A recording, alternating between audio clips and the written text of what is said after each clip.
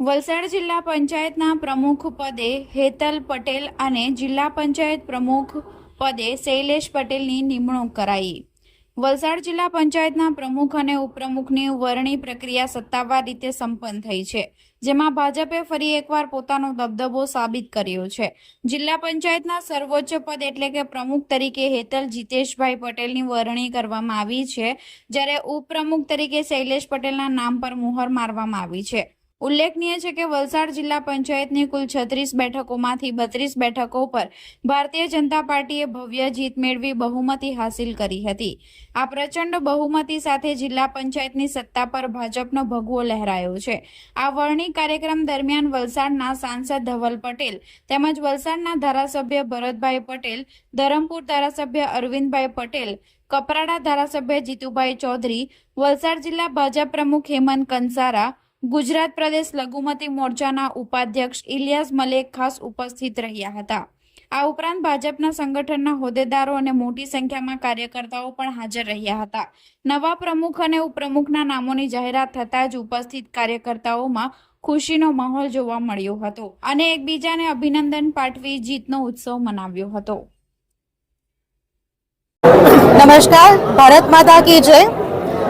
સૌ પ્રથમ તો આપણા ગુજરાત પ્રદેશ સંગઠનના જગદીશ કિશોર તમલજીનો, ત્યારબાદ આપણા CM Bhupendrabhai Patel, deputy CM Harshbhai Sanghviji, Ratnakarji, Valsad સંગઠનના હેમંતભાઈ કંસારા સરજી, સાંસદ ધવલભાઈ પટેલ, નાણામંત્રી શ્રી અને તમામ ધારાસભ્યશ્રીઓ તથા દરેક કાર્યકર્તાઓનો ખૂબ ખૂબ આભાર માનું છું। એ લોકોએ જે અમારી ટીમ અને મારા પર જે વિશ્વાસ મૂક્યો છે એ વિશ્વાસને પૂરેપૂરો ઉત્તીર્ણ કરશું અને જનહિતમાં જે પણ કાર્ય હોય એ કરશું। સ્થાનિક સ્વરાજ્યની ચૂંટણી હતી, એમાં ભારતીય જનતા પાર્ટીનો પૂરા ગુજરાતમાં જ્વલંત વિજય થયો અને એમાં પણ વલસાડમાં 36માંથી 32 જિલ્લા પંચાયત ભારતીય જનતા પાર્ટીએ કબજે કરી હતી।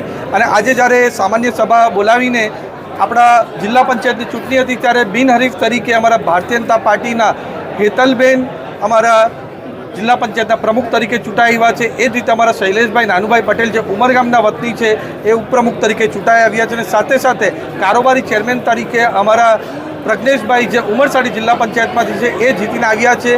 અને જે રીતના અમારા મોદી સાહેબ વિકસિત ભારતનું સંકલ્પ લઈને ચાલી રહ્યા છે તે રીતે અમારી ટીમ વલસાડ, અમારું કેન્દ્ર સરકાર હોય, રાજ્ય સરકાર હોય, જિલ્લા પંચાયત હોય અને તાલુકા પંચાયત હોય, સાથે મળીને સારામાં સારું કામ આપણા વલસાડ માટે કરશું ને વલસાડને કઈ રીતના સારો વિકાસ કરી શકે અને વલસાડની જનતાનો કઈ રીતના આપણે ઉપર સ્તર પર લાવી શકીએ એના માટે પૂરો પ્રયત્ન કરશું।